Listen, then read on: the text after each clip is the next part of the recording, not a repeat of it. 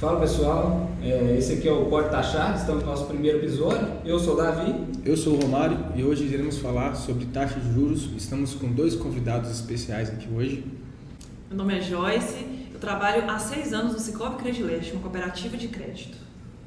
Meu nome é Robson, trabalho há quase 5 anos numa cooperativa de crédito como gerente de relacionamento PJ e é um prazer estar aqui com vocês. Obrigado pelo convite. Então vamos começar. O que vocês podem nos dizer sobre taxa Selic? Então, a taxa Selic, ela é a principal taxa do nosso sistema financeiro nacional. Ela é a taxa que norteia o nosso mercado, né? Ela é tratada de forma estratégica pelo Banco Central, que para balizar e conter a inflação do mercado, ela foi criada basicamente com essa função, né? Existe um comitê, que é o Copom, que é o Comitê de Política Monetária, e esse comitê ele realiza as reuniões de 45 em 45 dias para poder aplicar a melhor taxa para aquele determinado período, tá? Isso mesmo, Joyce? Isso aí. E essa taxa, ela influencia todas as outras taxas. Então, quando você procura uma instituição financeira, né, vai tomar um crédito, um empréstimo, essas taxas elas são avaliadas de acordo com a Selic. Então, se a Selic ela varia para menos, ela vai impactar na taxa de empréstimo. Se ela varia para mais, né, ela também vai fazer essa variação. Qual exemplo de empréstimo você poderia nos dar que utiliza a taxa Selic como base? Olha, qualquer instituição que você procurar, todas as linhas de crédito, né, de crédito mesmo, que é aquele que você toma o crédito, você vai ter a taxa, né, influenciada pela Selic. Seja o financiamento, seja o crédito pessoal, no caso de empresa, capital de giro, né, cartão de crédito. Tudo isso tem uma taxa que é atrelada. As linhas de fomento, que são energias fotovoltaicas, que são aquisição de máquinas e equipamentos, Construção e reforma. Existem diversas linhas e todas essas linhas, tudo que é relacionado ao âmbito crédito, é balizado pela taxa Selic. Cabe dizer que a taxa Selic, por ser volátil, né? A taxa que é aplicada hoje, por exemplo, com uma Selic de 14,25, não é a mesma taxa aplicada lá atrás, por exemplo, que nós tivemos uma Selic de 2,25. Então, naquele momento, a gente tinha condições de ofertar determinada taxa de crédito e hoje as taxas são completamente diferentes. Motivo pelo qual as reuniões são constantes, né? 45 dias é um prazo que dá para o Copom fazer um estudo de como está o sistema financeiro nacional e aplicar a taxa correta. E você falou agora há pouco aqui a respeito da certa porcentagem. Como é que a gente consegue identificar se uma taxa está sendo abusiva e como a gente pode agir a partir disso? O campo da taxa ser abusiva ou não, ele é muito amplo, tá? Existe, como a gente vai relacionar aqui com juros, na verdade, se a gente for perguntar para qualquer cidadão brasileiro relacionado aos juros, qualquer tipo de juros para ele é abusivo, mas talvez por falta de desconhecimento, né? Eu acho que o nosso papo aqui vai ajudar aquele tomador de crédito, aquele investidor, aquela pessoa que necessita de pegar. Esse papo vai ser muito importante, porque vamos, né, conceituando desde o início, por exemplo. O primeiro ponto é a comparação, certo? O primeiro ponto é a comparação. As pessoas, as empresas, pequenos e grandes negócios, eles precisam ter por hábito analisar o mercado no geral. Eu vou fazer um investimento, por exemplo, num veículo, vamos falar assim, num veículo que é a realidade de todo cidadão brasileiro. Eu vou comprar um veículo, eu estou dentro da agência, certamente a agência vai oferecer ali uma proposta de financiamento, certo? Necessariamente o consumidor precisa já fechar ali de cara? Eu penso que talvez não, porque existem outras instituições financeiras que também podem financiar aquele veículo e que com taxas mais acessíveis, mais atrativas. Então, o primeiro ponto, a gente não pode fechar com o primeiro negócio, tá? Se você pega uma taxa isolada, né, ela é abusiva, mas talvez quando você compara com 2, 3, 4 instituições, ela está dentro ali do médio. Aí você pega os juros de cartão de crédito, às vezes eles são abusivos. Que base eles pegam para fazer esse cálculo? Existe uma regra? Igual no financiamento de carro, eles devem pegar a taxa Selic como base para fazer. Por que no cartão de crédito vai ser tão abusivo? Isso é variado de instituição financeira para instituição financeira, né? De fato, a comparação, inclusive, a essa taxa, ela também pode ser assustadora. é possível você encontrar, né, juros com discrepância aí de 10 pontos percentuais, por 13, exemplo. 14, 15%. Né? Então, a arte da comparação numa contratação de crédito ou num juro do cartão de crédito, primeiro esse juros, ela faz a diferença. Primeiro esse juros ele vai ser aplicado em um momento de estresse financeiro do cooperado, né? Então ele realmente já não é interessante, mas se a gente for comparar o mercado, no nosso caso, né, a gente trata aqui do mercado cooperativista, se a gente for comparar o mercado cooperativista com o mercado bancário, a gente consegue ter uma diferença muito interessante de taxa. Né? A gente compreende, inclusive, que é uma forma justa de praticar a justiça financeira na vida do nosso cooperado, das empresas que estão com a gente. E dentro do que vocês já viveram, vocês acham que essas taxas, esses juros, essa maneira de lidar com o cliente, com o cooperado, influencia de região para região? Você acha que tem regiões que realmente eles querem incentivar mais o cooperado a crescer, ou tem regiões que botam juros mais abusivos por conta da inadimplência da região, ou isso não tem muito a ver? Então você tocou num assunto importante, né? A taxa em si que a instituição analisa, ela pega a Selic como parâmetro, mas tem outros fatores que também precisam ser analisados, né? E o risco do cooperado é uma dessas questões. Então, cada cooperado, né, cada cliente de um banco, ele tem um perfil. Então, a instituição ela pode sim, né, dentro da sua tabela de taxas, ter ali um norte. O que a gente vai analisar? E assim, vamos pegar a Selic, vamos pegar o perfil do cooperado, né, do cliente, e assim definir a taxa. É o que nós chamamos de equidade financeira, né? Quando a gente vai para uma análise micro de um cadastro de uma pessoa física ou pessoa jurídica, a gente vai observar que cada um tem um perfil, né? Você há de conver comigo que aquela pessoa que tem lá 35 anos de idade, tem um histórico no sistema financeiro de utilização, já teve uma experiência no crédito positiva, que conseguiu ali honrar todos os seus pagamentos. Há de conver comigo que essa pessoa ela será melhor classificada no sistema pela avaliação do seu histórico. Então pode acontecer, por exemplo, de uma pessoa ou empresa ter uma taxa diferente da outra, inclusive pelo seu histórico. Né? Se é uma pessoa, por exemplo, pessoa física ou jurídica, que de vez em quando, de alguns meses, ele sempre está ali, opa, surgiu uma dívida, ele não pagou, pagou atrasado 45 dias, pagou atrasado 2 meses, 6 meses.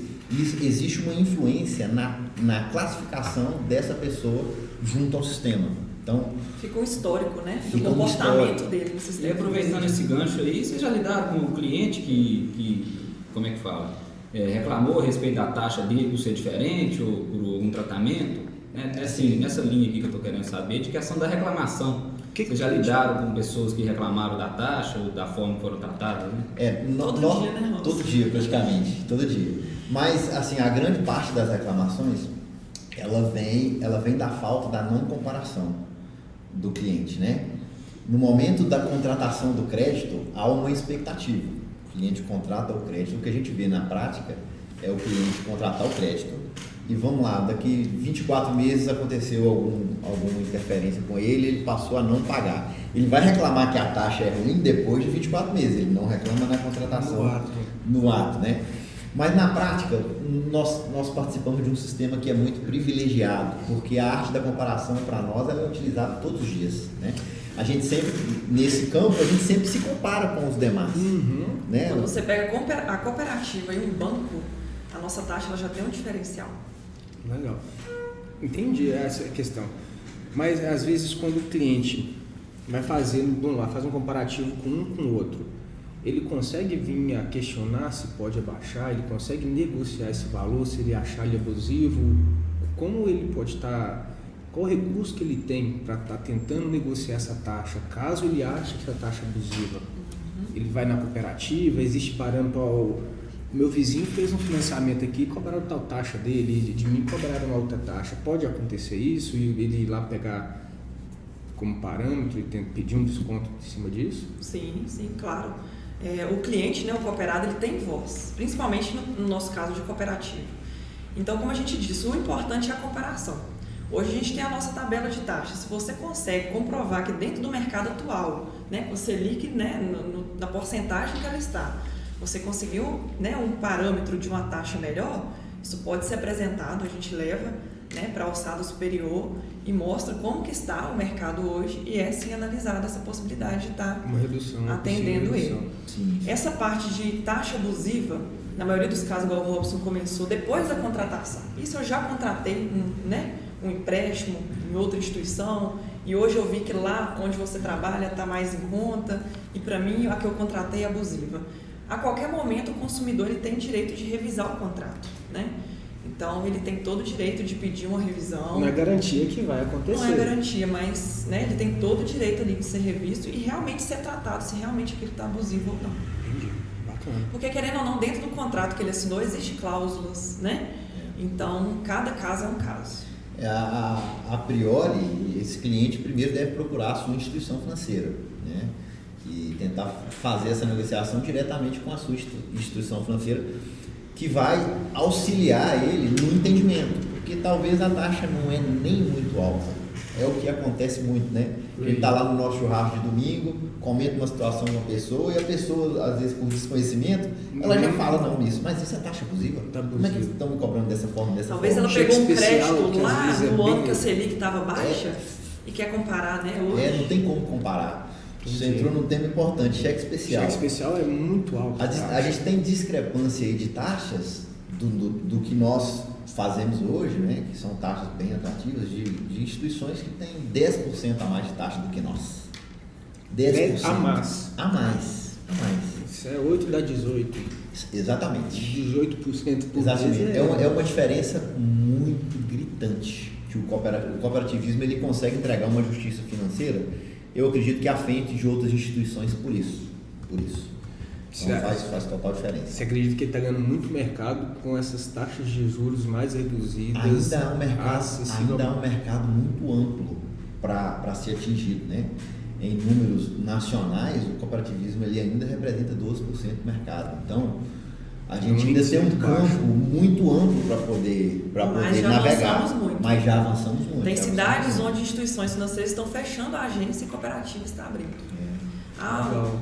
O banco tal está virando digital, está saindo da cidade. A No cooperativa caso- ela está entrando. No caso do próprio Sicoob, hoje o Sicoob ele está em 400 cidades dentro do nosso país, em aproximadamente 400 cidades, em que ele está sozinho.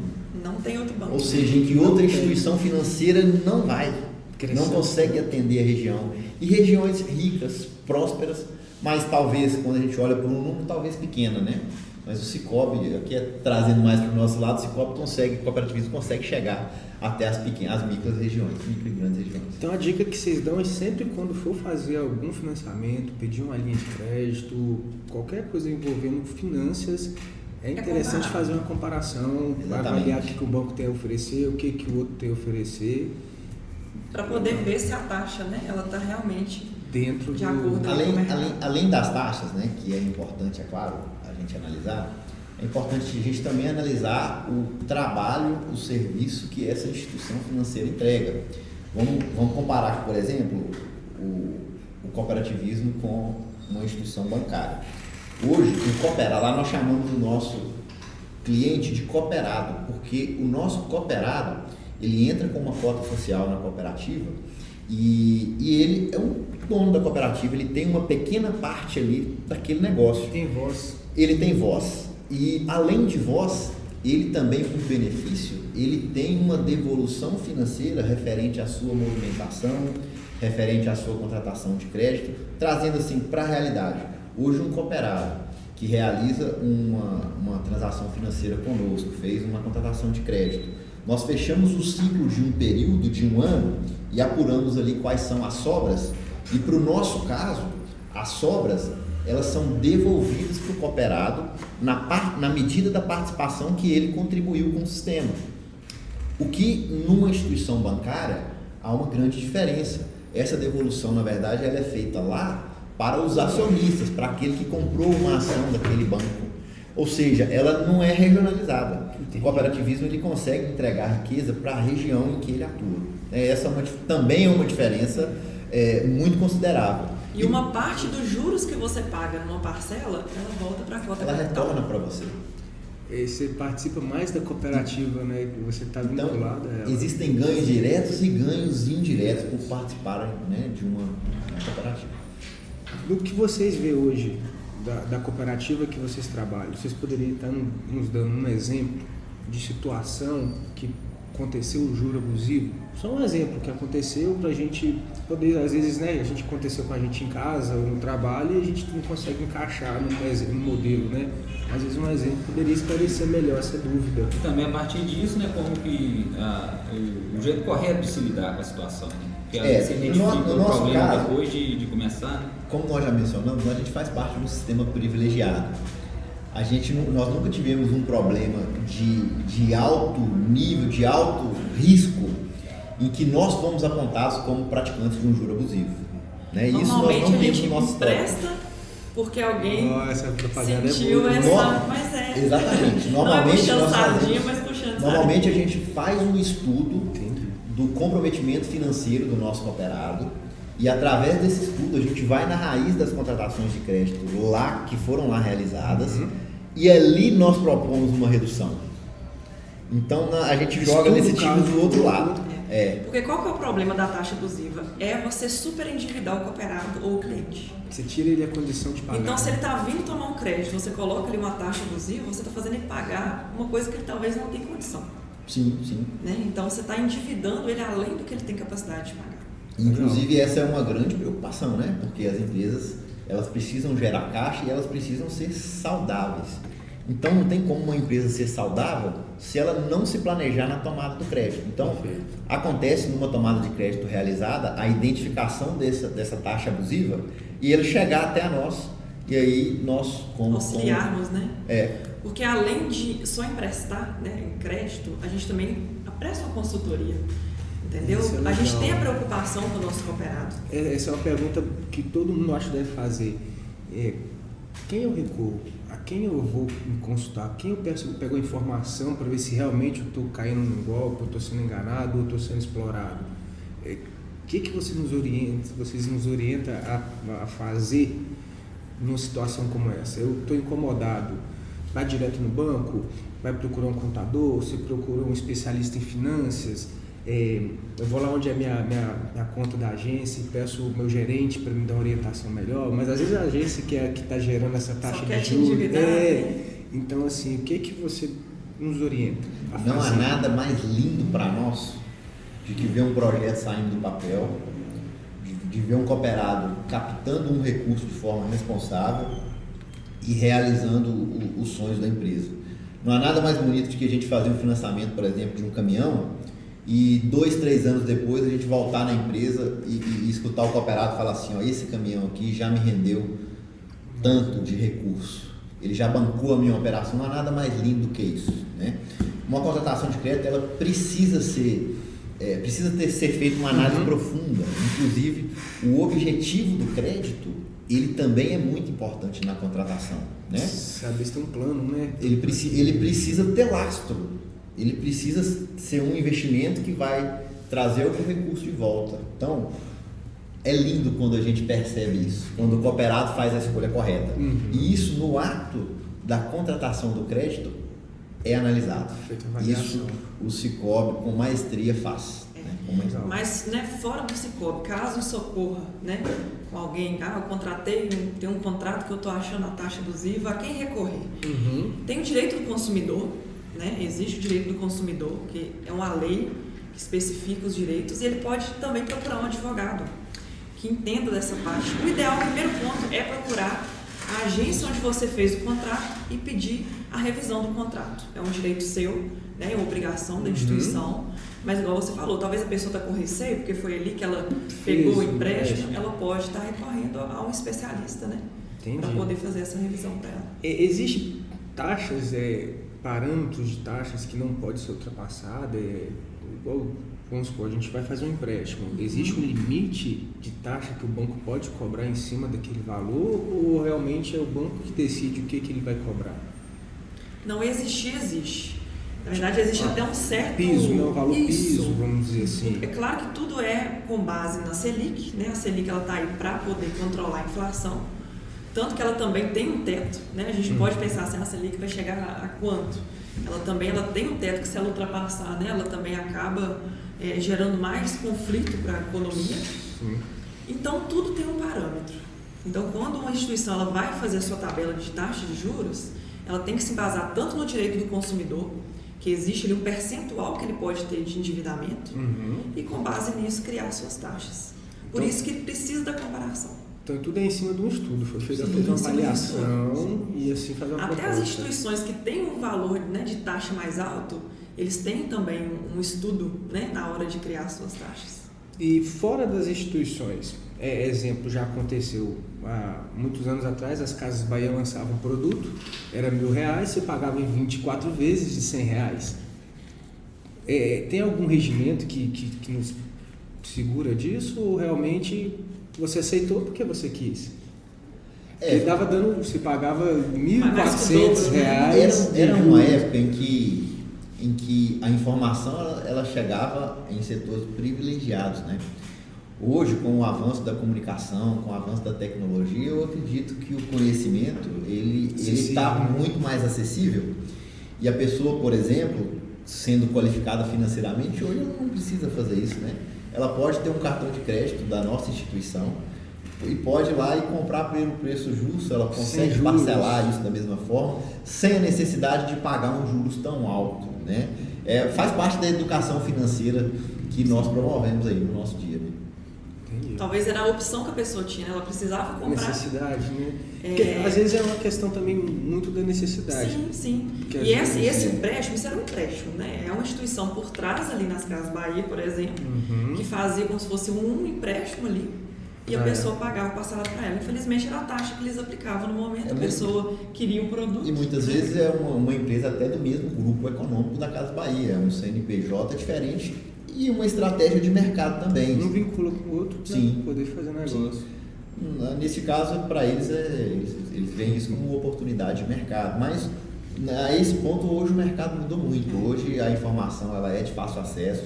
Hoje, quando o cooperado vai à nossa instituição, ele tem essa consultoria, até mesmo no uso do recurso, que é um ponto importante. Capacidade de pagamento e objetivo do recurso são os dois principais parâmetros que são analisados numa contratação. Entendi. Então, os dois andam muito juntos. Gente, não vou estender mais muito, não. Também estou de cabeça aqui, não estou sabendo nem o que perguntar. Tem um negócio para perguntar aqui. Vou dar um corte, Pode perguntar o que diferencia uma cooperativa de um banco. Ele falou no começo, né, que a cooperativa é meio que a extensão do banco. Uma das coisas que eu cheguei a falar antes, como que a cooperativa consegue funciona colocar um juros tão baixo em relação a isso. Qual a diferença? Como que ela consegue dar uma taxa tão baixa? Por que eu vou escolher uma cooperativa no lugar de um banco hoje? Aí eu acredito que a resposta seja no sentido de que o cooperado é dono, então ele vai pagar a volta da cooperativa mesmo. O planejamento de spread de um banco ele é muito diferente Ele volta para o cooperado. A gente precisa de um exorbitante. a gente não precisa de muito. É como se fosse uma comunidade, né? Vamos dizer Deixa eu assim. falar, eu estou muito quieto ali, eu estou agora. Ela faz 3, 2, 1 e... Tem mais uma? 3, 2, 1. E por que alguém vai preferir uma cooperativa ao invés de ter um banco? Bom, são vários os pontos, tá? São vários, né? Eu acho que o primeiro ponto é financeiro, né? As pessoas hoje elas querem as melhores opções financeiras. A cooperativa de crédito ela consegue entregar uma melhor opção financeira. Inclusive, o principal ponto para nós, e é falado todos os dias dentro das nossas mesas, é justiça financeira. Em toda conversa, a palavra justiça financeira ela é presente para nós. Então, existe muita diferença de planejamento de taxas, né? E um segundo ponto extremamente importante é a devolução do capital que o nosso cooperado consegue ter de devolução no final do exercício, certo? Um banco ele não tem condições de fazer isso, porque ele capta recurso frente aos acionistas e capta esse recurso às vezes de forma com custo um pouco mais caro. Então, ele precisa lastrear, ele precisa ter um spread entre o que ele capta e o que ele empresta, ele precisa ter um spread muito maior para que ele consiga pagar os acionistas de forma justa, certo? Entendi. No cooperativismo a gente não tem essa obrigação. Entendi. Então, nós trabalhamos sim com um spread saudável, mas um spread que não estrangula o próprio cooperado. Na verdade, muito ao contrário disso, porque daquilo que ele paga de juros numa instituição financeira cooperativista, ela é devolvida para ele em sua própria cota capital. Então os conceitos são bem diferentes, né? A cooperativa ela precisa trazer um resultado positivo para se manter, né? Poder continuar atendendo os cooperados, e aquilo que ainda sobra de positivo é devolvido para o próprio cooperado. Então não tem por que a gente querer um lucro exorbitante, porque a gente não tem para quem mandar. Eu ia comentar do conceito de lucro e sobra. Hoje um banco ele tem o conceito de lucro, a cooperativa tem um conceito de sobra, mas ela é sobra, ela não é prejuízo, ela é um resultado positivo que é devolvido ao próprio cooperado. Ou seja, no final do ano, depois que a gente faz esse estudo, a gente fica no 0 a 0, porque a gente devolve para quem faz o sistema acontecer, que é o próprio cooperado. Entendi, perfeitamente. Fora relacionamento, né, o atendimento hoje, muita gente que você conversa aí na rua reclama da acessibilidade, né, em algumas instituições. Na cooperativa você tem toda a liberdade de atendimento, do contato, né? Hoje a gente é um pouco digital, mas o presencial ele não deixa de existir. Sim. Então, a qualquer momento que o cooperado precisar, ele tem essa disponibilidade. Contato direto com o gerente, né? Telefone, WhatsApp. Então, a nossa rede de atendimento ela é bem diferente também. E de um ponto muito importante que a gente não pode esquecer, que é o investimento na comunidade. Hoje, uma instituição bancária, ela não tem uma proximidade tão grande com a comunidade. Ela não vai se envolver aqui, por exemplo, na nossa região, com as causas sociais aqui da nossa região. O cooperativismo já faz isso. Ele chega com causas sociais, ele chega com educação financeira das escolas, ele chega com várias ações, até relacionadas mesmo à área da saúde. Então, a política mais regional. Ele chega, ele traz um benefício social para aquela comunidade que uma instituição bancária não traz. Ela não tem condição de trazer, porque normalmente são instituições que são organizadas, né, nas grandes capitais do nosso país, e talvez ela não vai chegar aqui na nossa micro-região pensando dessa forma. Perfeito. Agora, há pouco vocês falaram a respeito que as cooperativas investem na região, olham mais a respeito da região, né, tem um cuidado a mais. O que vocês têm a dizer mais ou menos sobre o empréstimo rural, que as taxas são diferentes, por exemplo, um cartão de crédito? Como é que vocês avaliam o risco, né, do empréstimo? Como já foi dito aqui, né, o risco é um dos pontos que também define uma taxa, né, além da Selic. Então, um cartão de crédito, por exemplo, você tem um limite, a instituição ela não tem noção de onde você vai utilizar esse valor. Então, o risco ele é maior. O crédito rural que você comentou, ele tem um lastro e ele tem uma destinação, né? Então, um produtor rural, quando ele vem tomar um crédito rural, ele tem um porquê que ele precisa, ele tem uma fiscalização que realmente comprova se aquilo ali está sendo realizado. Ele até apresenta um projeto. Para tomar o crédito rural, ele apresenta um projeto. Deu tudo certo, existe ali as notas fiscais que comprovam que ele fez tudo que estava no projeto. Então, o risco ele é menor, por isso a taxa é menor. Então, sempre vai ser analisado o risco daquela operação, além do risco do cooperado também, né, do cliente. Então, muito vai da operação que está para ser feita. Da operação. Se a pessoa Por isso não tem como falar a taxa de financiamento, ela tem que ser igual à taxa de um crédito pessoal, sem garantia nenhuma. Para financiar uma casa é uma taxa. É uma taxa, porque é analisado tanto a operação em si, né, o seu risco, quanto o perfil ali de quem está tomando crédito também. O consignado, por exemplo, também é um grande exemplo, né? Um aposentado, pensionista, vai ter o desconto direto na folha. Então, normalmente a taxa para o aposentado também tem um diferencial. Faz a avaliação de como que está a situação do aposentado e assim... E o consignado existe uma margem, né? Dentro do que o cooperado recebe, existe uma porcentagem do que ele pode se endividar. Então, tudo isso é analisado. E isso vai muito, tipo, aposentado, ele está mais idoso, mas pode acontecer alguma coisa na vida dele, a taxa, acredito, seja maior. Você vai pegar um investimento de maior risco, né? Que pode... dependendo do mercado ou da influência política, vai ser uma taxa maior, acredito. Igual vocês estão falando para o produtor. O produtor, normalmente, é uma coisa mais certa. Então, automaticamente reduz essas taxas em cima do... Ele tem tanto taxa menor quanto um prazo também de pagamento diferenciado, né? Já que ele é por safra, por exemplo, de café, então tem todo um diferencial. E um ponto importante é que esse recurso ele é subsidiado. Então, ele é um recurso de repasse, então ele não é um recurso da própria cooperativa, ele é gerido pelo governo federal, então é o próprio governo federal que define as regras, qual que é o valor que ele vai aplicar ali para aquele ano safra. E a cooperativa faz a administração. E a cooperativa ela distribui isso de forma justa, né? Bacana. Gostaria de agradecer a presença de vocês dois aqui, foi de grande aprendizado esse papo. Também gostaria de agradecer os ouvintes que estiveram aqui até então e todo mundo que está aqui por trás das câmeras, colaboraram aqui com a gravação, deram sugestões. E é isso aí, espero vocês na próxima.